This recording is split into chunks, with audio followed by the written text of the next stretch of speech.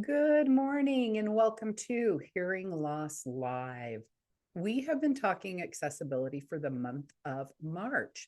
If you want more information on accessibility, if you need more support, if you want more chances at lip reading, please look at our subscription page at hearinglosslive.com and join our members only, where you've got classes on video, you've got discount on our live classes, you have daily lip reading practices. Join us today. Couple different packages for you to pick from. So any level you want to start at. We do have another round of classes starting. We have two super Saturdays. We have lip reading strategies, and then we're going to follow it the next weekend for lip shapes.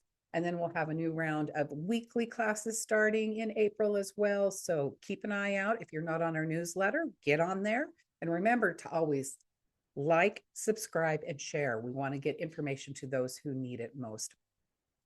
We have recently added a new teacher. Her name is Hollie Poe. She is a great advocate for hearing loss as a hearing partner. Okay. And she is teaching our lip shapes class this round. And we have a student who is still new to hearing loss and family dynamics. Oh, by the way, we do have a family class if you ever want to take it too. Both of us each teach it. And Shelley attended one of her classes to talk about some technology, which is, again, something we do in our classes as well. And she had an aha moment with Hollie about hearing partners. So, here at Hearing Loss Live, we're all about hearing partners, right? We push it in our classes. We have the buy one, bring one free on purpose so that you can have better communication.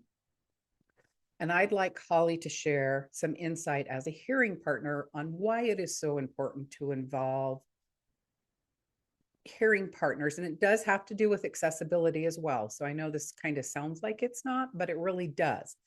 It makes more accessibility when your hearing partners are involved.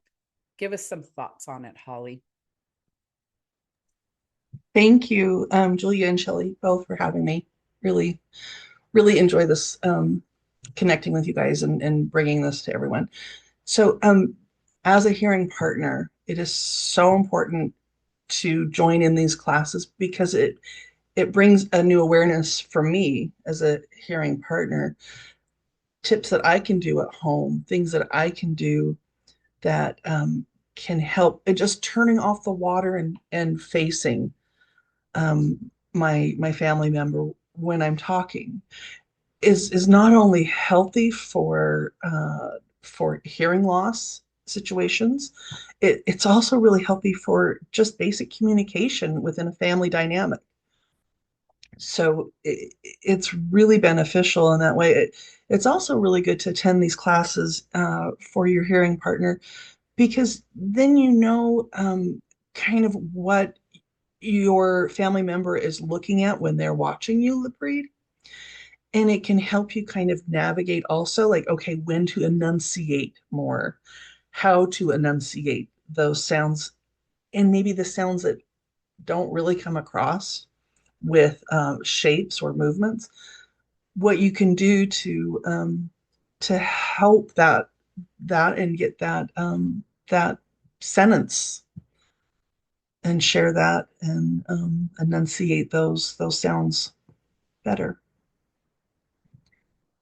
I don't know about you, but for me, it was an eye opener realizing how little the lip shapes were involved in lip reading versus the strategies. And I think I've said in the past, I've been using strategies for years and didn't even realize that's what I was doing.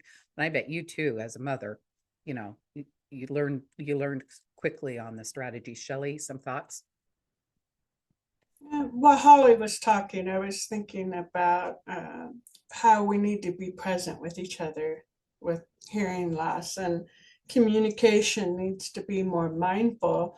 It's not a casual thing for hearing loss, it has to be purposeful. Um, um, and it's teamwork. It is not just me, it is everybody. I talk to you. Everybody has to do the same sort of thing for me, which is get my attention, face me, and be within 6 feet. So that's a start of it. There's a lot more. Yeah, what often we say in class, if you don't do your part, I can't do my part. And if I don't know my part, I can't help you with your part.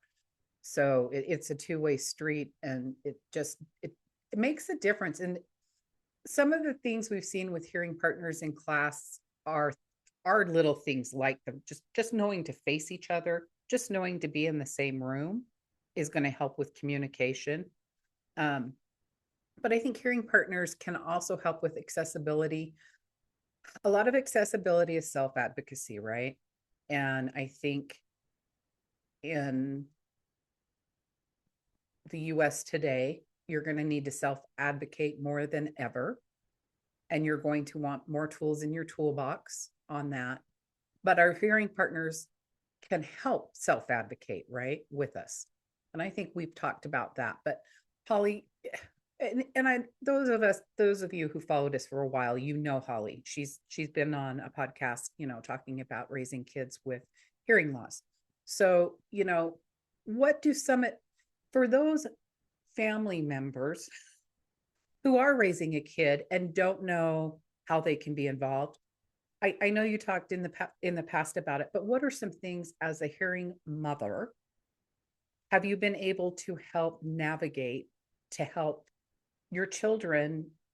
You helped your mom, you helped your son. How little things that aren't taught out there. Give us some things. I don't know that they're hidden. It's just sometimes you don't know what you don't know. We say that a lot too, right? So give us some ideas on things that you think parents might not know about that probably should. Give us some insight. Yeah, and that is so true. You don't know what you don't know. And sometimes even when you do know it, you take it for granted that it's something that you've been doing for a while. So that's not always the case. So when you're talking, I was thinking about birthday parties for kids growing up, and how difficult that can be navigating a birthday party, because usually they're chaotic and they're hectic, and kids running around, and I had, my son that had the hearing loss, and I also had my mother with a hearing loss. And so when my son was young, that was, he was running and playing, and he didn't focus on a lot of conversation, but my mom was there, and she would have, it was difficult, being able to interact with other adults or the kids. So we ended up doing different activities that were quieter in nature, and we kind of did them in a circle. So they would, just kind of keeping that in mind when you're doing some of these activities. Family dinner, making sure that having a round table or something where people can see each other all the way around the table in a well-lit room was really beneficial. And then teaching the younger kids to take their turn talking so that everybody at the table could hear them.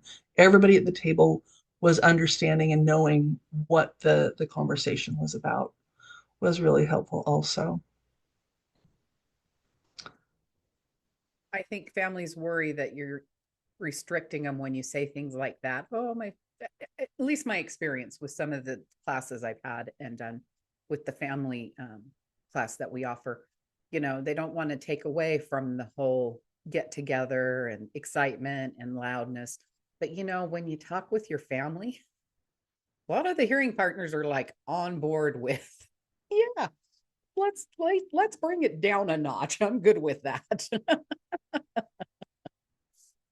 Hollie, did you have a thought?